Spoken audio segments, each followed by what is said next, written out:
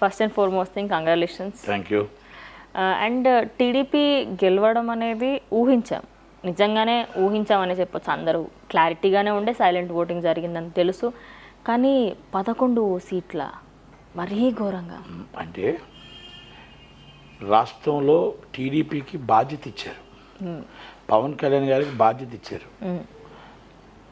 ఇది జగన్మోహన్ రెడ్డి గారనే ఒక రాక్షస పాలన, మీకు ఆ రోజు కూడా చెప్పాం, రౌడీల పాలన, ఒక రౌడీజం పాలన.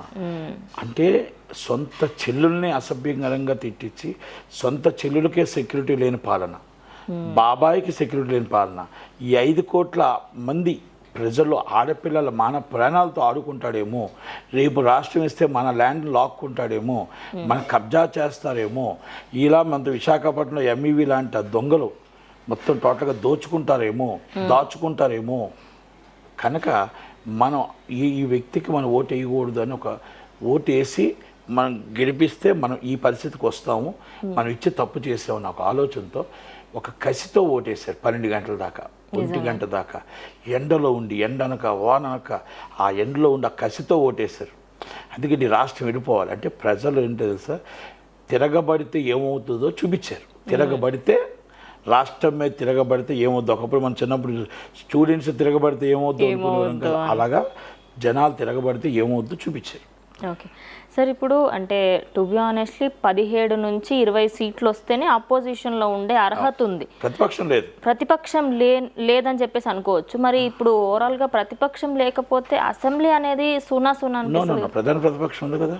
ఓకే, ఎవరు అనుకోవచ్చు? ప్రధాన ప్రతిపక్షం పవన్ కళ్యాణ్ గారు. ఓకే, కానీ కూటమి కదా సార్. నో ఆయన అదే చెప్పాడు, వాళ్ళు ప్రధాన ప్రతిపక్షాన్ని స్వీకరిస్తున్నాం, కూటమిలో ఉంటాం, కానీ ప్రధాన ప్రతిపక్షాన్ని పోషిస్తాం. ఓకే, అంటే ప్రశ్నించేది మాత్రం పవన్ కళ్యాణ్, ప్రధాన ప్రతిపక్షం ఈయన వెనకాల కూర్చుంటాడు. ఓకే, అంటే సీట్ల పరంగా చూసుకున్నప్పటికీ కూడా సార్ ఆబ్వియస్లీ పవన్ కళ్యాణ్ గారే ప్రధాన ప్రతిపక్షం ఉండాలి. కానీ ఇప్పుడు జనాలు ఏంటి అంటే మరి కూటమిలో ఉంటే ఆయన క్వశ్చన్ చేస్తాడా అని చెప్పేసి అనుకుంటున్నాను. నిజంగా ఆయన క్వశ్చన్ చేస్తాడా? ఇప్పుడు ఈయన వన్ సైడ్ అసెంబ్లీ చేశాడు, వన్ సైడ్ స్పీకర్గా మాట్లాడించారు, వన్ సైడ్ తిట్టించారు చంద్రబాబు నాయుడు గారిని, ఫ్యామిలీని తిట్టించారు. చంద్రబాబు నాయుడు గారికి ఆయన విజ్ఞత ఉంది, విలువలు ఉన్నాయి, వాల్యూస్ ఉంది, కక్ష సాధింపు ఎప్పుడు చేయడు, చట్టం తన పని తాను చేసుకుపోతుంటుంది.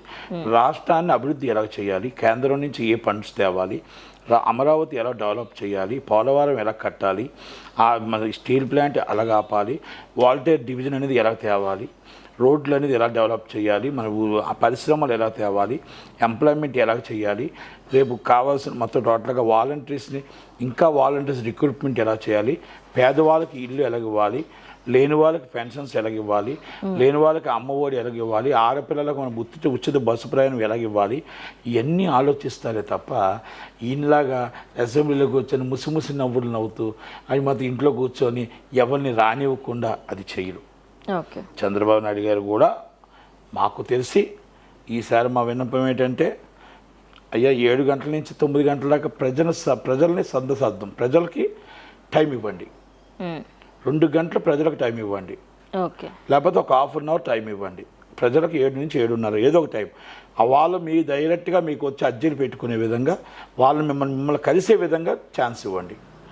పవన్ కళ్యాణ్ గారు రోజుకు ఒక ½ అన్ అవర్, పవన్ కళ్యాణ్ గారు లేకపోతే ఆ తర్వాత క్యాడరు, అలా ఛాన్స్ ఇవ్వాలి.